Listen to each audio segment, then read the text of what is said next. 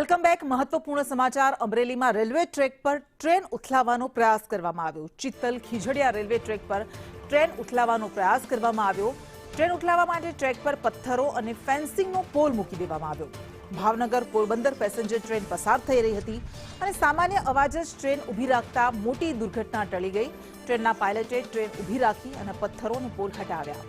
Train ઉથલાવવાના પ્રયાસને લઈને હવે તપાસનો ધમધમાટ શરૂ થઈ ગયો છે। તો અમરેલીમાં આ મોટા સમાચાર। ચિત્તલ અને ખીજડીયા વચ્ચે રેલવે ટ્રેક પર ટ્રેન ઉથલાવવા માટેનું ષડયંત્ર રચવામાં આવ્યું હોય એનો પ્રયાસ કરવામાં આવ્યો। અજાણ્યા ઇસમો દ્વારા ગઈકાલે ટ્રેન ઉથલાવવા માટે પથ્થરો અને ફેન્સિંગ માટેનો પોલ ટ્રેક પર મૂકી દેવામાં આવ્યો હતો। જોકે અહીંયા ટ્રેન ચાલકની સમય સૂચકતાને કારણે સતર્કતાને કારણે એક મોટી દુર્ઘટના ટળી ગઈ છે।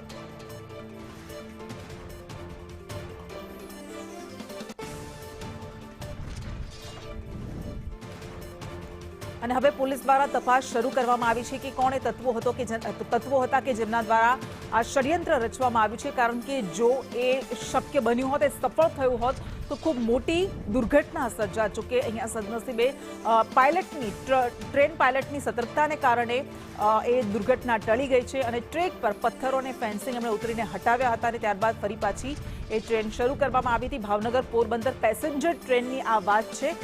સામાન્ય અવાજ આવ્યો અને ટ્રેનને રોકી દેવામાં આવી પાયલટ દ્વારા અને ટ્રેન ઊભી રાખીને પથ્થરો અને પોલ હટાવવામાં આવ્યા હતા। આખરે સવાલ એ થાય કે રેલવેને પાટા પરથી ઉથલાવવાનું ષડયંત્ર કોનું હતું? કોણ હતા એ લોકો કે જેમના દ્વારા આવું કરવામાં આવ્યું? વધુ વિગત સાથે સંવાદદાતા સૂર્યકાંત આપણી સાથે જોડાયા છે।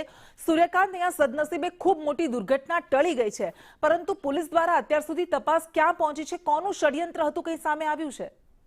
જી, અમરેલીના ચિત્તલ અને ખીજડીયા વચ્ચે જે રેલવે ટ્રેન ઉપર ચાલનારી ભાવનગર પોરબંદર પેસેન્જર ટ્રેન ઉથલાવવાનો જે પ્રયાસ કરવામાં આવ્યો હતો તેને લઈને પાયલોટે સાવચેતી રાખીને તાત્કાલિક ટ્રેન ઊભી રાખીને પોલ હટાવી દીધા હતા। હાલની અંદર જે અત્યારે કામ ચાલી રહ્યું છે, railway police, centre IB, dog squad અને સ્થાનિક પોલીસની ટીમોનો તપાસનો ધમધમાટ ચાલુ છે।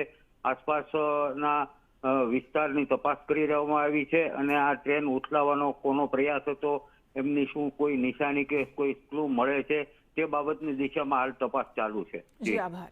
જી।